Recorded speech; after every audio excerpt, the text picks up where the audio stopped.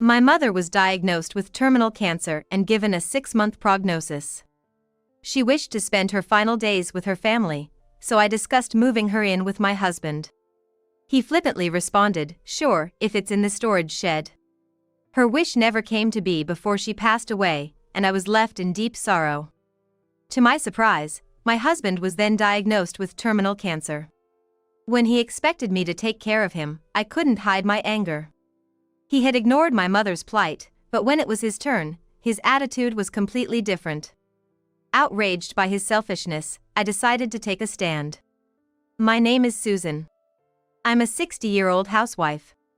Though I say housewife, I just recently took early retirement. Though it may sound strange to say so myself, until recently, I was a high-powered career woman. Though I wasn't blessed with children, I worked hard, juggling my job and household chores. But it seems I'm the only one who sees it that way. My husband, George, thinks differently. George is 3 years older than me. I got married when I was 25 through a blind date. My father used to run a small subcontracting factory, but due to economic downturn, it fell into poor management.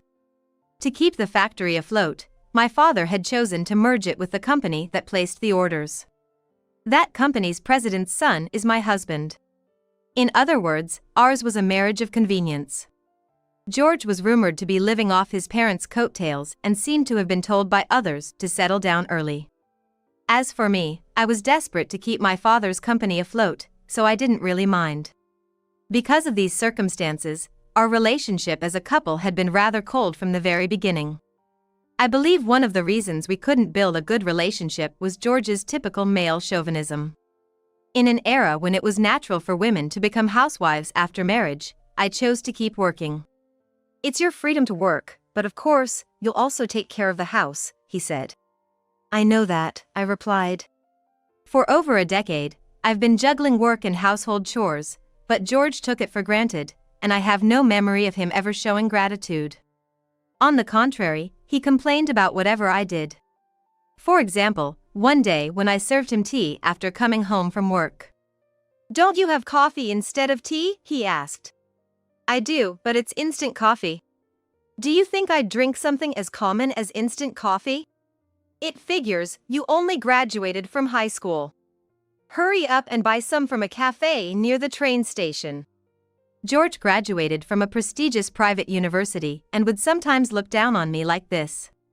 I've gotten used to it, so I don't talk back. "Understood, I'll go get it," I replied, just as he said. Another time, when I served grilled fish for dinner. "Don't you have meat instead of fish?" he asked. "It would take some time to make it though." "Then remake it, I'll take a bath first."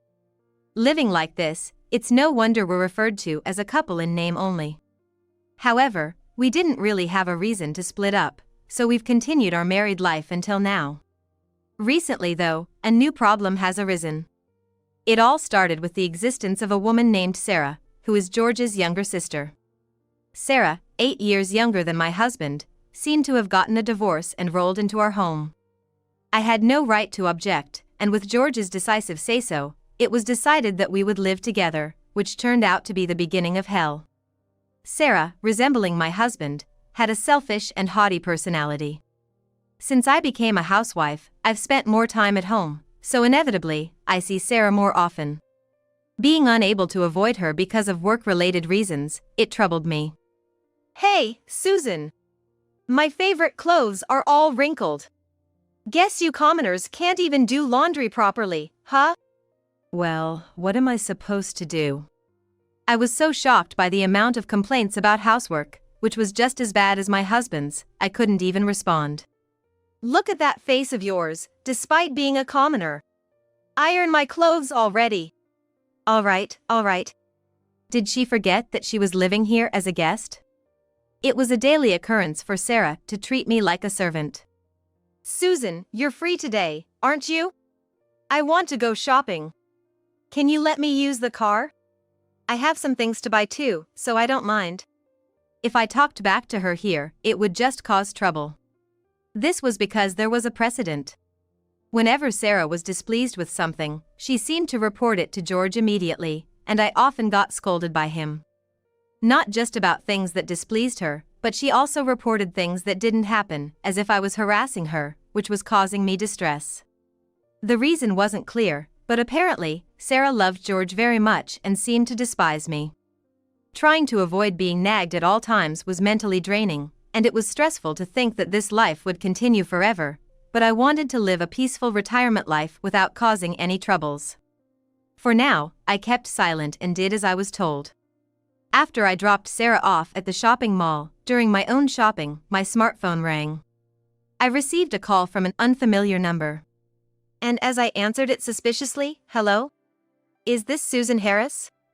Please come to the Liberty General Hospital immediately. Your mother has been urgently transported." My mind went blank at the sudden contact, and while I was lost for words, "It seems a passerby found her collapsed in your home's yard and reported it," the person on the phone told me. My mother, Margaret, turned 85 this year. After my father's company merged with my husband's, he unexpectedly passed away, leaving my mother to raise me on her own. Having no siblings, my mother is my only blood relative. When I heard that she had collapsed, I couldn't keep my composure. Last New Year's, when I visited her in the apartment where she lives alone, she seemed so lively. Just as I was about to rush to the hospital, I received a call from Sarah. "Hey, Susan. Where are you right now? I've finished shopping, come and pick me up." "I'm sorry, it seems like my mother suddenly collapsed. I have to go to the hospital right now. Can you manage to get home on your own?" "What? You're just going to leave me alone? I'm sure it's nothing serious, so don't worry. Don't joke around. I'm going to the hospital anyway." While feeling frustrated with my sister-in-law who wasn't worried at all, I ended the call abruptly. I rushed to the hospital as told. When I arrived at her room, my mother had already regained consciousness. Her face, which I hadn't seen in a while, seemed a little thin. As I stood in front of the hospital room door, she noticed me and gave me a smile. Seeing her expression, I felt a sudden relief and my body felt lighter. "I'm sorry for worrying you.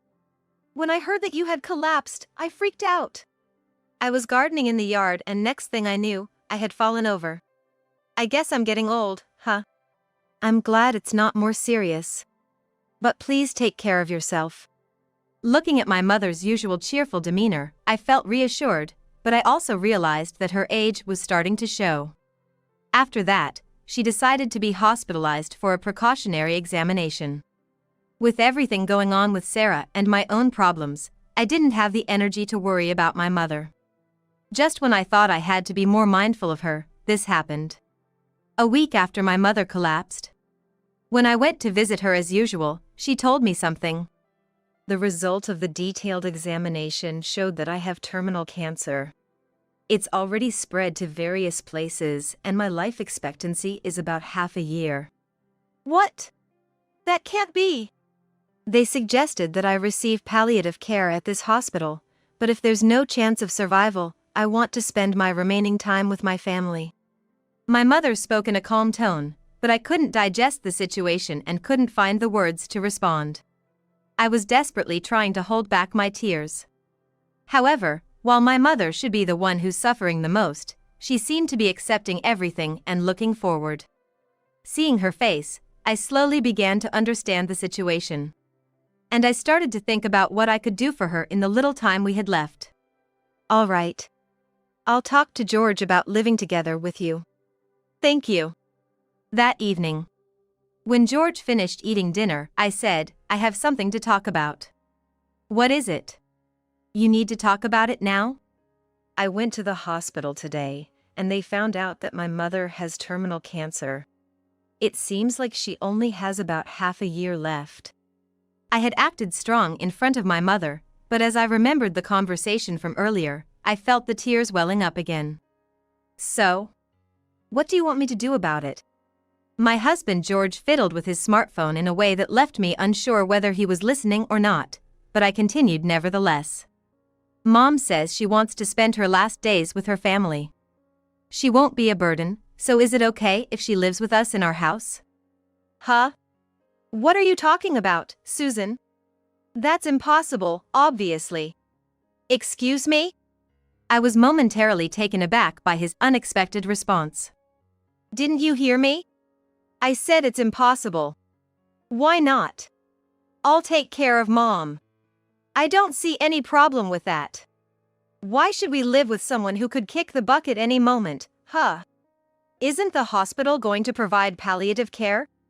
She can be taken care of there along with other old folks, right?" I agree with George. I wouldn't want to spend even a second with someone who's about to die. Suddenly, Sarah butted in. It seemed like she was still holding a grudge for being left at the mall. I felt my blood boil at their callousness. "Well, if you insist, we have a small shed that's okay for her to stay in." "Great idea, George." "That's not fair." I was desperate for them to take me seriously, but instead they brushed me off like I was some kind of joke. What were they thinking? I'd put up with their antics before, but this was the last straw. I clenched my fists, struggling to suppress the urge to lash out. "I've said it before, she won't be a burden. I'll take care of everything and she can stay in my room." "That's not the point." "Yeah, we already have one shabby old person around here. We can't even think about adding another. It'll suck the life out of us." That's hilarious. Talking to them was pointless. My heart was a mess, filled with hatred and anger towards them. I stormed out of the house, and before I knew it, I was standing in front of the hospital where my mother was admitted. I was torn about how to relay what they had said, but it seemed like I had to tell her the truth. As I entered her room with a heavy heart, she smiled at me. "It didn't work out, did it?" "How could you know that?" "You've never been good at hiding things. I can tell just by looking at you. I'm sorry for putting you through this."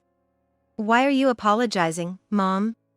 I was furious and frustrated with myself for not being able to fulfill even this one wish of my beloved mother. "I'll stay at the hospital.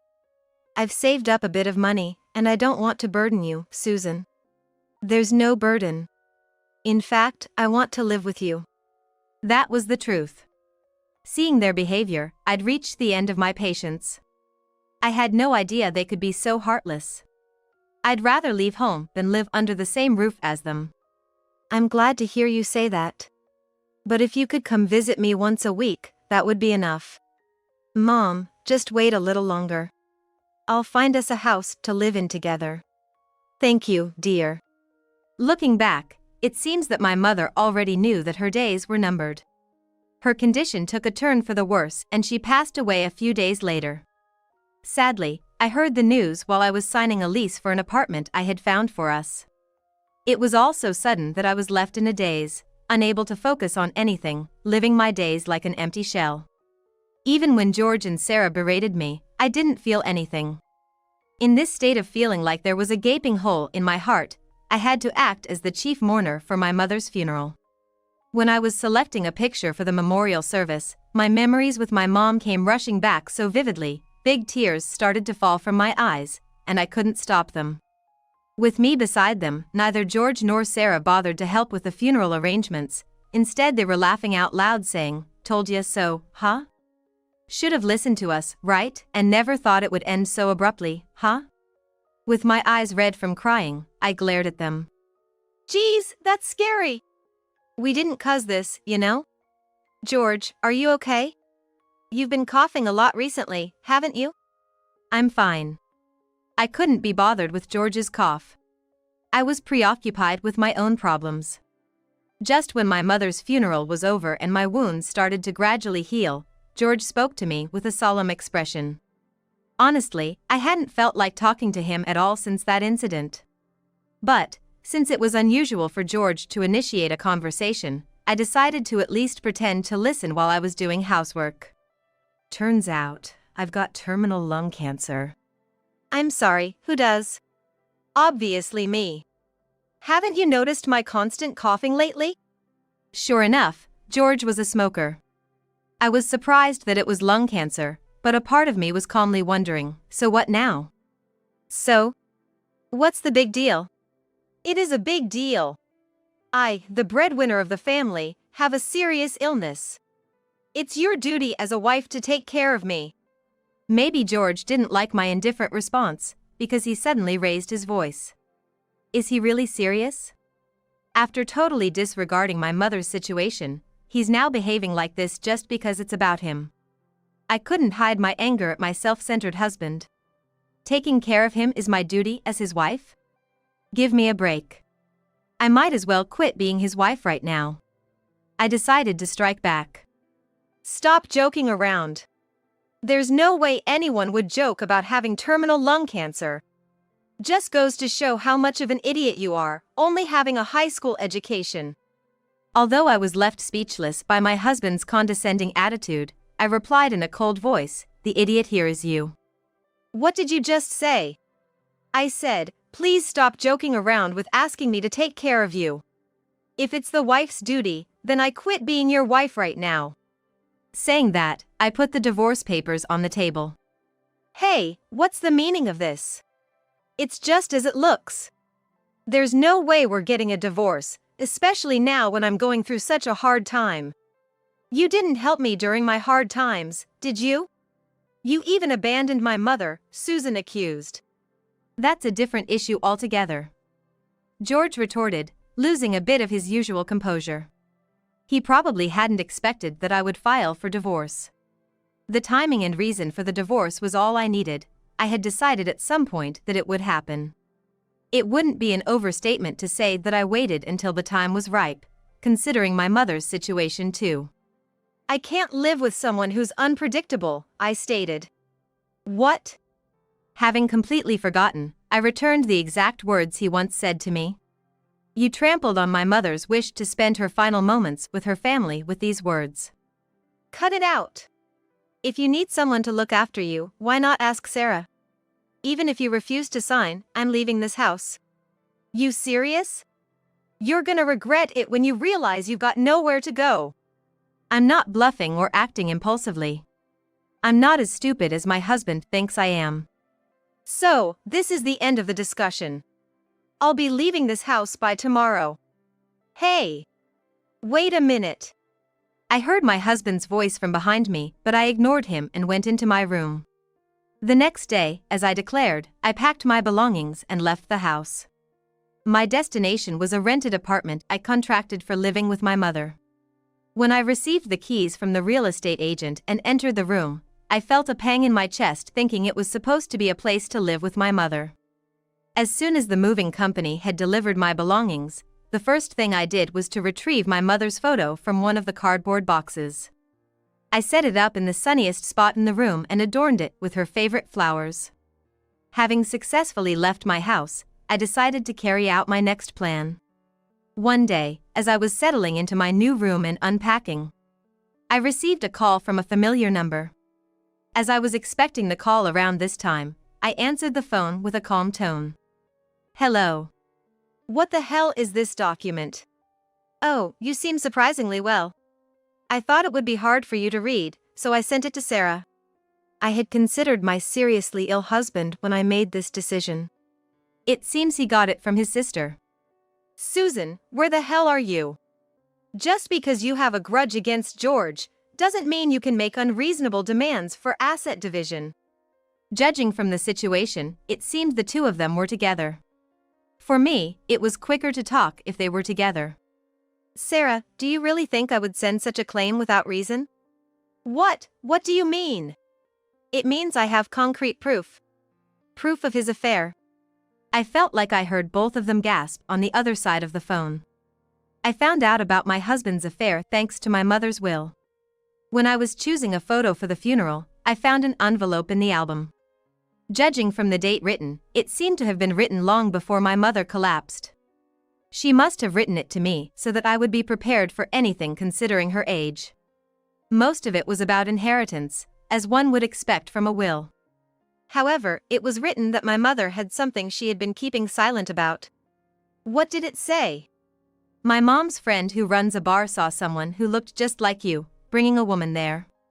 This friend attended my mom's funeral, so I decided to ask her for the truth. Is there a regular customer at your bar who is here right now? That's sneaky. Ignoring my husband, I calmly continued with the story. The most important part was to come. I was taken aback. I never anticipated you two would be the ones pointed out. I thought it might be a mistake, so I checked again, but it was confirmed. At first, when I heard it, I was completely confused. An affair between siblings is unthinkable. But what if they weren't siblings? It was an absurd idea, but a hypothesis popped into my head. I hired a private investigator to do some research. You're not Sarah, George's sister, are you? What? I had forgotten Sarah's face. Last I saw her was at our wedding, and I was completely fooled. Should I call you by your real name, the mistress, Naomi? You even know my name. Hey! Well, if you've figured it out this much, there's nothing we can do. I'm tired of pretending to be siblings. It seems like George's mistress has finally given up. Perhaps George had no intention of confessing, and it seemed like they were about to start a lover's quarrel over the phone, so I cleared my throat. It was not meant to be sarcastic towards George, but it seemed to redirect the attention of the two towards me again.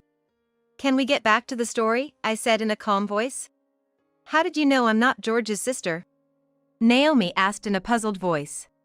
Well, the first thing that struck me as odd was that your relationship seemed too close for siblings, and I was curious about why you seemed to dislike me.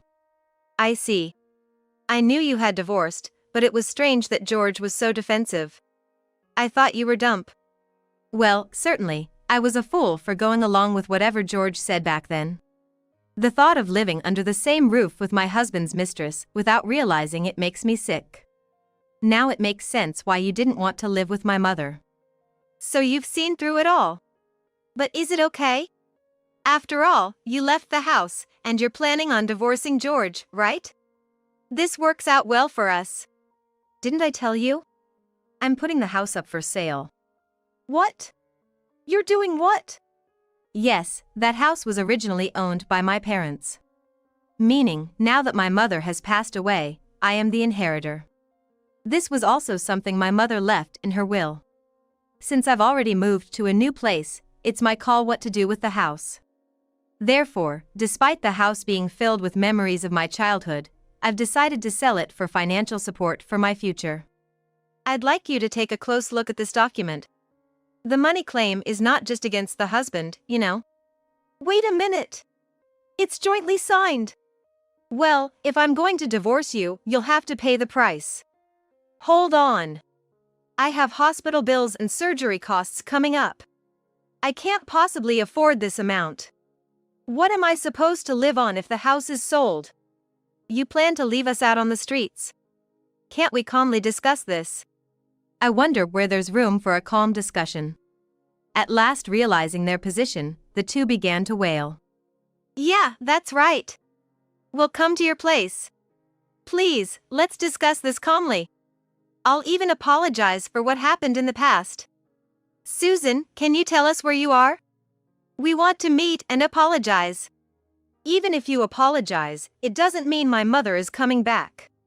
Live happily ever after and don't ever contact me again. No. I could picture the two of them breaking down in tears on the other end of the line, but I hung up without giving them a chance to speak. After that, I heard through the grapevine that my ex-husband, George, had to be hospitalized. Despite all his mockery, he's now receiving palliative care in a shared room with others suffering from the same illness. Apparently, it's challenging for him to work, and he's stretching his limits just to pay his medical bills. The payments for my damages seem to be on hold for the time being, but it seems that George's company decided to step in. Incidentally, the reason George had to be hospitalized was because he was abandoned by the woman he was having an affair with. It seems that even the mistress found it bothersome to care for George. Even though she abandoned George, it doesn't mean that the mistress's damages payments are nullified. It's a considerable amount for her current job, so she seems to be working tirelessly day and night. You could say it's a punishment for treating me like a slave and living in leisure. She seems to have tightened her belt considerably, losing weight drastically, and supposedly regretting what she did to me. She seemed to have tried to contact me several times through George, but I ignored them all. As for me, I've been living a comfortable retirement life with the funds from selling the house and the stocks my mother held. Surprisingly, these stocks were from the company where George works. In other words, it turns out that the company my father used to run was merged with the company where George works. Given the percentage of stocks I hold, I even have the right to speak at shareholder meetings. Perhaps my mother was trying to reclaim my father's factory someday. I could have dismissed George from his executive position at the shareholders' meeting, but I decided not to, as it could delay the payment of damages. Above all, I felt that my mother would not be pleased with any further revenge. The best way I could honor my parents is by living as long as possible, for both me and my mother. It seemed like the photo of my mother was always smiling with her usual smile.